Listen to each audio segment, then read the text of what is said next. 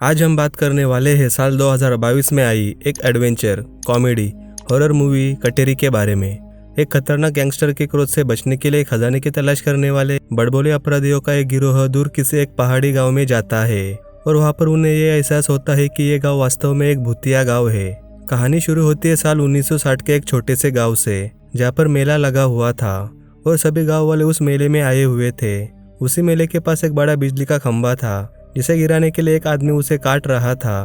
तभी एक दूसरा आदमी वहां आता है और उस आदमी को मारकर उस खंभे को नीचे गिरा देता है, जिससे कि उस खंभे की तेज तार सीधी लाइन से आगे जाकर सामने आने वाले हर एक इंसान को काटती हुई जाती है और देखते ही देखते मेले में आई सभी गाँव वाले को मार देती है। अब ये सब किसने किया और क्यों, ये हमें जल्द ही आगे पता चलेगा। आगे कहानी आती है 2019 में, जहाँ पर साइकियाट्रिस्ट डॉक्टर कामिनी के पास इलाज के बहाने से 3 लोग आते हैं और वो कामिनी से कहते हैं कि वो उनके बॉस नैना के कहने से उसे किडनैप करने आए हैं। वो उसे पकड़ने की कोशिश करते हैं लेकिन कामिनी वहां से भाग जाती है। तभी वहाँ पर नैना का बेटा पोन्नाबलम आता है और कामिनी को किडनैप करके तीनों के साथ नैना के गोदाम पर ले जाता है। वहां पहुंचने पर नैना गजा, शंकर और काली इन तीनों से कहता है कि उन्होंने उसके पैसों का घपला किया है और अब उसे उसके पैसे चाहिए जो उन लोगों ने और उसके बाकी 2 साथियों ने लिए हैं। उसे उसके पैसे वापस चाहिए, नहीं तो वो उन सबको जान से मार डालेगा। अब इससे डरकर वो तीनों किरण के पास जाते हैं, जिसकी अभी अभी श्वेता नाम की लड़की से शादी हुई थी और वो दोनों बस अपनी पहली रात का मजा शुरू ही कर रहे थे कि वो तीनों उनके कमरे में टपक जाते हैं और किरण से कहते हैं कि नैना ने उनके पैसे अगले ही दिन वापस मांगे हैं और यदि ऐसा नहीं हुआ तो इसका अंजाम काफी बुरा होगा। किरण उनसे कहता है कि पैसे उसके पास नहीं है क्योंकि वो सारे पैसे मंगावनी लेकर भाग गया है। इस बात से सभी काफी परेशान हो जाते हैं और बातों बातों में वो किरण को बताते हैं कि नैना ने डॉक्टर कामिनी को किडनैप किया है और उससे वो बहुत बड़ी फिरौती मांगने वाला है।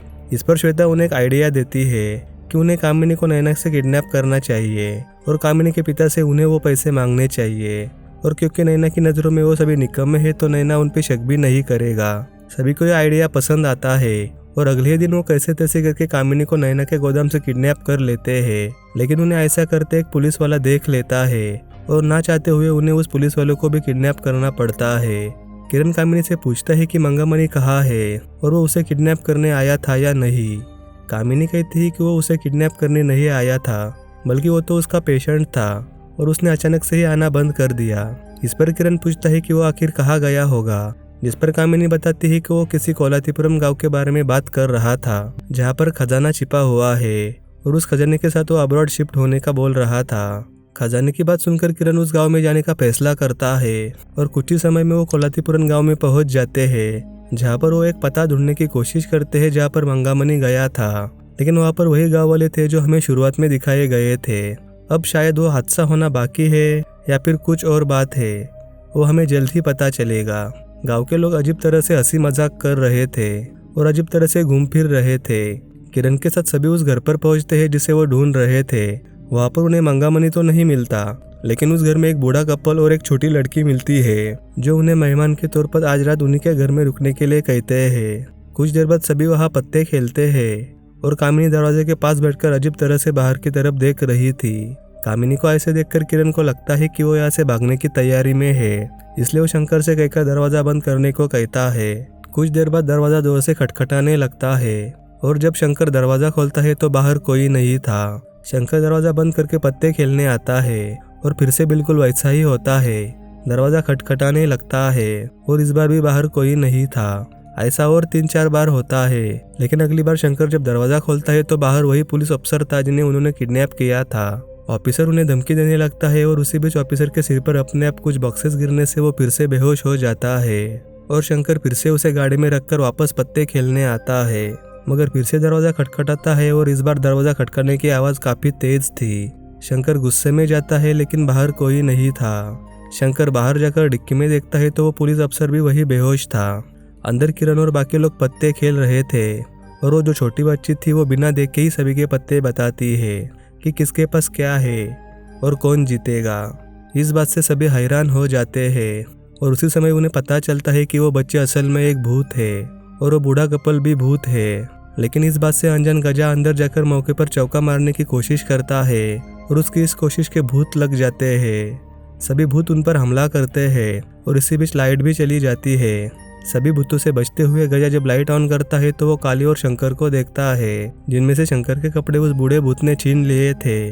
वही जब लाइट चली गई थी तो उसे अंधेरे में किरण वहां से पहले ही भाग गया था, लेकिन उससे ये गलती हुई थी कि वो श्वेता समझकर कामिनी को अपने साथ लेकर आया था। किरण उससे कहता है कि वो उसे नहीं लाना चाहता था और अब इस बात से कोई भी फर्क नहीं पड़ता। कामिनी वही रास्ते पर लिफ्ट मांगने की कोशिश करती है और एक आदमी उन्हें लिफ्ट देता है। गाड़ी से जाते वक्त किरण बाहर देखता है तो उसे जुड़वा भाई के भूत दिखाई देते हैं। किरण को वो भूत बार बार दिखाई देते हैं और अगले ही पल देखते देखते वो भूत कार के अंदर भी आ जाते हैं। किरण उनसे बहुत ज़्यादा डर जाता है और इस बात से ड्राइवर जब कार रोकता है तो वो भूत गायब हो जाते हैं और ड्राइवर के बाजू में पोन्नाबलम बैठा हुआ था और वो कामिनी और मंगामणि को ढूंढ रहा था। कामिनी पोन्नाबलम को देखकर डर जाती है और गाड़ी से भाग जाती है। कामिनी तो भाग गई थी, लेकिन किरण वही फंस जाता है। एक तरफ शंकर बिना कपड़ों के ही भाग रहा था और थोड़ी ही दूर उसे एक छोटा सा घर दिखाई देता है। उस घर में उसे कपड़े तो मिल जाते हैं, लेकिन अचानक से ही वहाँ एक अंधी बूढ़ी औरत आ जाती है जो अजीब तरह से मुस्कुरा रही थी और असल में वो भी एक भूत ही थी जो शंकर को खाना चाहती थी। लेकिन इससे पहले वो ऐसा कर पाती उससे पहले ही शंकर वहाँ से भाग जाता है। वही दूसरी तरफ काली और गजा भी भाग रहे थे, जिन्हें जंगल में एक दूसरा ही भूत मिलता है, जिससे वो बहुत ज्यादा डरकर वहाँ से भाग जाते हैं। अब ये बात साफ थी कि उस गांव में एक नहीं बल्कि कई सारे भूत हैं। आगे पोन्नाबलम किरण को लेकर वापस उसी घर के पास आता है और घर के अंदर जाने लगता है। उसी वक्त कोई आवाज आती है और पोन्नाबलम के साथ उसका आदमी जाकर वहाँ देखते हैं तो कोई उनके सिर पर मारकर उन्हें बेहोश कर देता है। तभी किरण भी डरते डरते वहाँ जाकर देखने की कोशिश करता है तो वहाँ असल में कोई और नहीं बल्कि श्वेता थी। किरण श्वेता को लेकर गांव से निकलने की कोशिश करता है, लेकिन उस कार में वो पुलिस वाला भी था जो होश में आने पर किरण को काफी परेशान करता है, जिससे किरण ठीक तरह से ड्राइविंग नहीं कर पाता।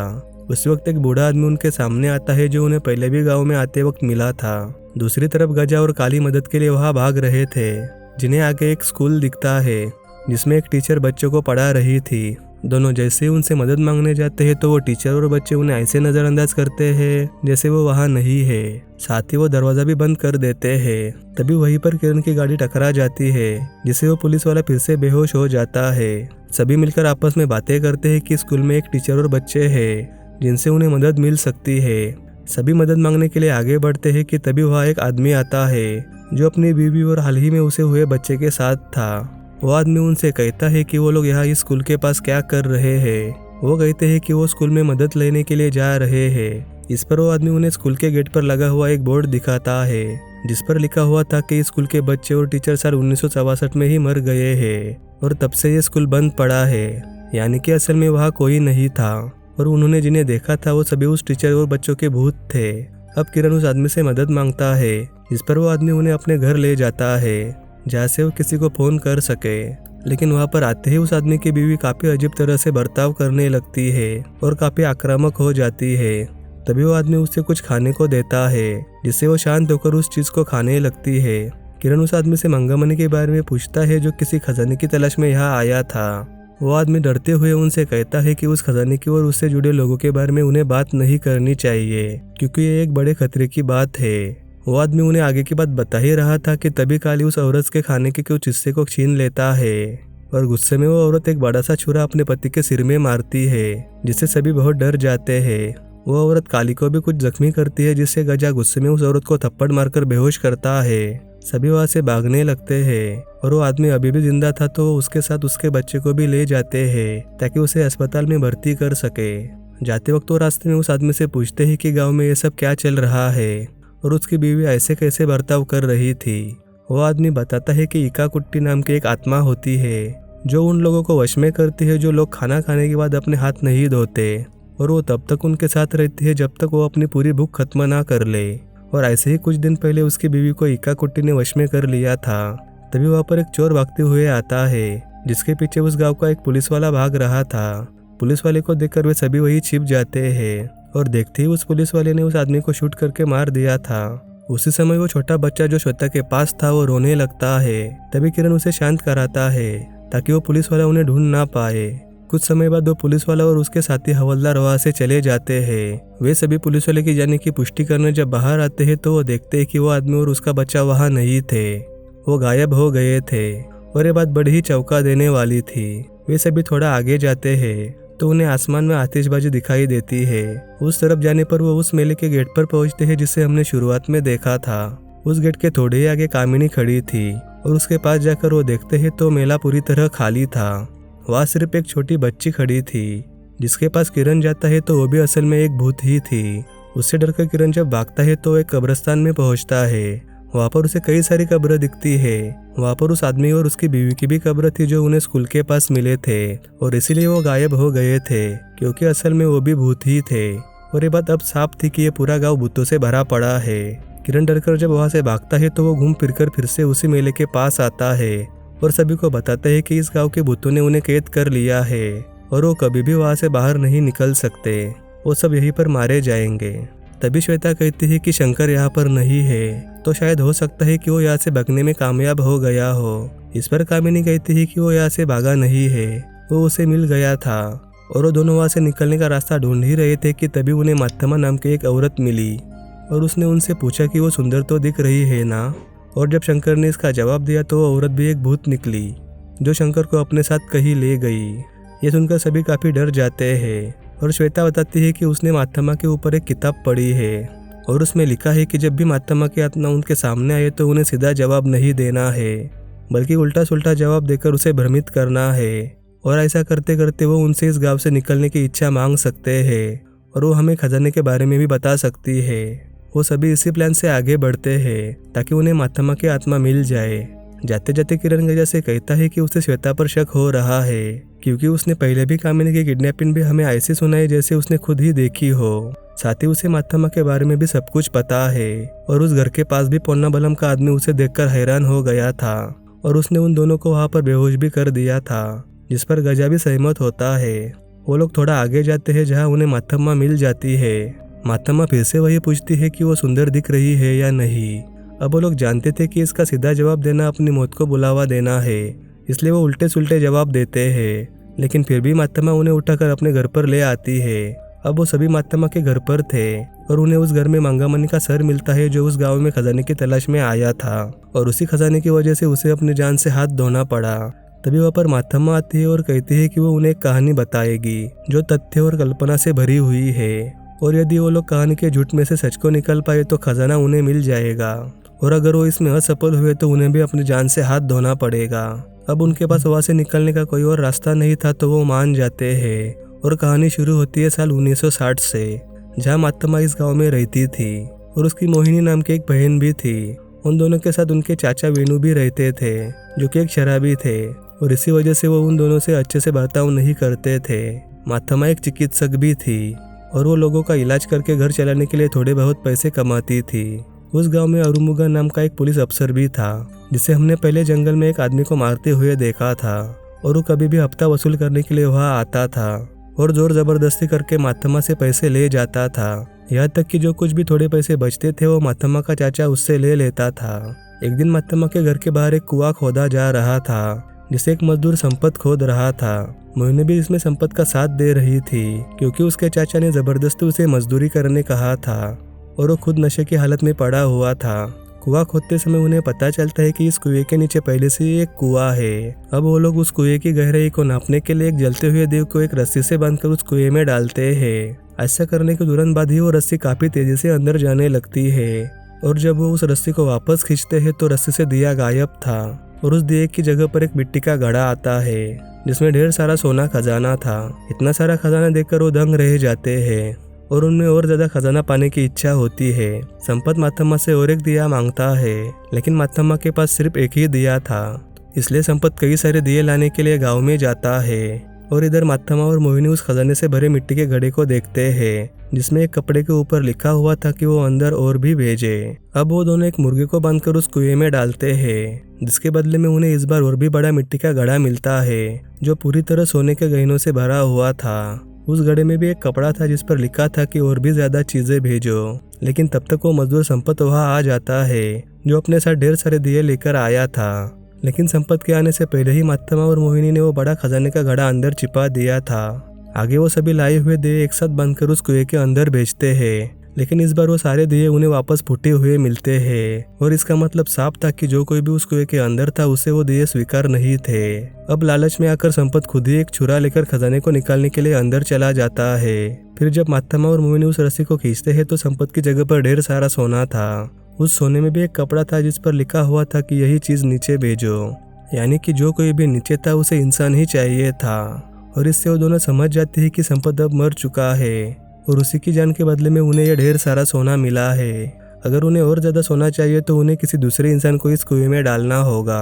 अब उन दोनों के मन में उस खजाने का काफी ज्यादा लालच आ गया था, तो वो दोनों अपने चाचा को ही उस कुएं के अंदर फेंकती है, जिससे उन्हें ढेर सारा सोना मिल जाता है। आगे माथामा पुलिस अफसर अरुमुगम से बात करती है और उसे थोड़ा सोना देकर कुछ डेड बॉडीज का इंतजाम करने को कहती है। हालांकि माथामा अरुमुगम को पूरा सच नहीं कहती कि वो डेड बॉडी लेकर आए और अपना हिस्सा लेकर जाए। अब अरुमुगम बहुत बड़ा रिश्वतखोर था, तो वो बिना कुछ सवाल के इसके लिए मान जाता है। और जब अरुमुगम को कोई डेड बॉडी नहीं मिलती तो वो एक चोर को मारकर उसके डेड बॉडी माथामा को दे देता है और उससे अपना हिस्सा ले लेता है। और जिस चोर को अरुमुगम ने मारा था उसे हमने पहले भी देखा था जब किरण और उसके साथी इस गांव से भागने की कोशिश कर रहे थे, यानी कि तब जो कुछ भी चल रहा था वो सब इसी कहानी का एक हिस्सा था और यही पूरी कहानी उन्हें दिख रही थी। एक रात माथामा और मोहिनी जब सो रही थी तो अरुमुगम अपने साथी हवलदार के साथ ये चेक करने के लिए उनके घर पर आता है कि इतना सारा सोना आखिर आता कहाँ से है। अरुमुगम को घर में रखा हुआ सारा का सारा सोना मिलता है और उसे पाने के लिए वो मोहिनी और माथामा पर जोर जबरदस्ती करता है। लेकिन उसी समय एक चुड़ैल आकर उस घर में उनके सामने खड़ी होती है, जिसे देखकर वो सभी काफी डर जाते हैं। और ये चुड़ैल कोई और नहीं बल्कि वही है जो उस कुएं के अंदर रहती थी। उस चुड़ैल को देखकर अरुमुगम उनसे कहता है कि उन्हें उस चुड़ैल को एकटक देखना होगा, नहीं तो वो उन्हें अपने साथ ले जाएगी। हवलदार की नज़र उस चुड़ैल से हट जाती है और उसी वक्त वो चुड़ैल उसे अपने साथ ले जाती है। चुड़ैल के जाते ही वहाँ की दीवार पर लिखा हुआ आता है कि उन्हें कुएं को भूखा नहीं रखना है और इससे वो लोग समझ जाते हैं कि उन्हें हमेशा लोगों को उस कुएं को खिलाना होगा, नहीं तो वो उन्हें भी अपने साथ ले जाएगी। अब अरुमुगम उनसे कहता है कि उन्हें इसके लिए पूरे गांव के लोग चाहिए होंगे, लेकिन मातम्मा कहती है कि यह असंभव है क्योंकि उन्हें नहीं पता कि कौन कब मरने वाला है। इस पर अरुमुगम कहता है कि वो सब लोग एक साथ मारे जाएंगे और वो एक बिजली का खंभा गिराता है जिसकी तार से सभी मारे जाते हैं। और यही वो सीन है जो हमने इस कहानी की शुरुआत में देखा था, यानी कि अरुमुगम ने अपने स्वार्थी इरादों को पूरा करने के लिए पूरे गांव की बलि चढ़ा दी थी। शायद ऐसा हो सकता है कि कई साल या हजारों साल पहले इसी गांव के लोगों ने इस कुएं को बंद किया होगा ताकि ऐसी चीज दोबारा ना हो। लेकिन इंसान का लालच कभी नहीं रुकता, बल्कि वो और भी ज्यादा बढ़ जाता है। अब उस दिन इस गांव के सभी लोग मर गए थे और जो कोई भी दिखाई देते थे वो सब भूत थे। आगे अरुमुगम मातम्मा और मोहिनी के साथ मिलकर सभी की डेड बॉडीज को उसी कुएं में डालते हैं, जिसके बदले में उन्हें बहुत सारा सोना मिलता है। लेकिन अरुमुगम बहुत ही बुरा और लालची था और वो बिना सोचे मोहिनी और मातम्मा को भी उस कुएं में फेंक देता है और इस तरह वो दोनों भी मर जाती है। यहीं पर वो कहानी भी खत्म होती है जो मातम्मा उन सबको बता रही थी, जिस पर किरण कहता है कि तुम्हें कहानी का तथ्य चाहिए, तो तथ्य तो यही होगा कि मातम्मा की आत्मा ने उन्हें परेशान किया।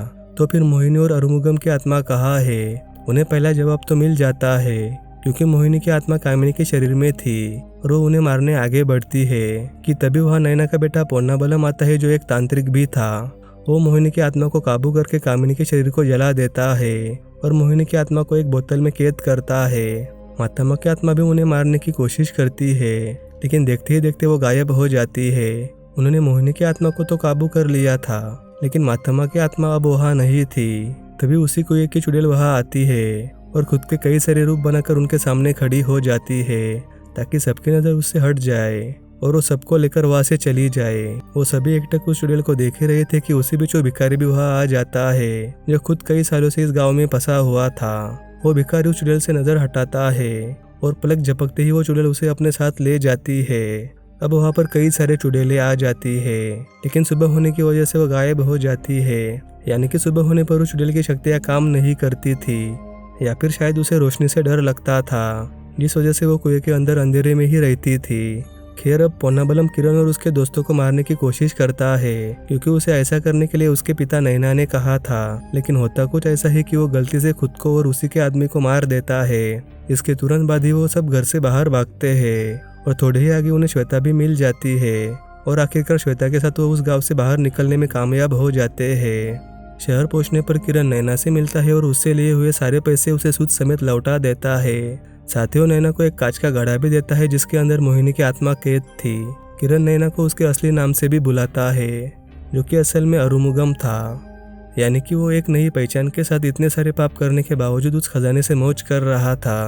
अरुमुगम किरण को उनके काम के पैसे देता है, लेकिन किरण उस पैसों को स्वीकार नहीं करता क्योंकि वो अब सही और सीधे रास्ते पर चल रहा था। किरण के वहां से जाने के तुरंत बाद ही अरुमुगम वो कांच का घड़ा खोलता है और उसमें से मोहिनी की आत्मा आती है जो इतने सालों से अरुमुगम से बदला लेने की राह देख रही थी, और आखिरकार वो अपना बदला ले लेती है। दूसरी तरफ किरण और श्वेता उनकी शादी के बाद का जो काम अधूरा रह गया था वो पूरा करने की कोशिश कर ही रहे थे कि किरण सोचने लगता है कि इतने साल नैना के लिए काम करने के बाद भी उसे नैना का असली नाम नहीं पता था, तो अचानक से उसे ये सब कैसे पता चला। साथ ही वो ये भी सोचता है कि उन्होंने सिर्फ मोहिनी को पकड़ा था लेकिन माथम्मा को नहीं पकड़ा। और किरण जब डरकर श्वेता की तरफ देखता है तो श्वेता वही कहती है जो माथम्मा कहती थी, मैं सुंदर तो हूँ ना। दरअसल यहाँ पर हुआ ये था कि माथम्मा की आत्मा ने श्वेता के शरीर पर काबू कर लिया था, और अगर आपने सही से गौर किया हो तो जब जब माथम्मा सामने आती थी तब तब श्वेता गायब हो जाती थी, और इसी सीन पर यह मूवी यही खत्म हो जाती है। तो मूवी और उसका एक्सप्लेनेशन पसंद आया हो तो वीडियो को लाइक करके चैनल को सब्सक्राइब जरूर कर देना, और अगर कोई बात मुझसे छूट गई हो तो उसे कमेंट में ज़रूर बताना। कहानी में अंत तक बने रहने के लिए धन्यवाद।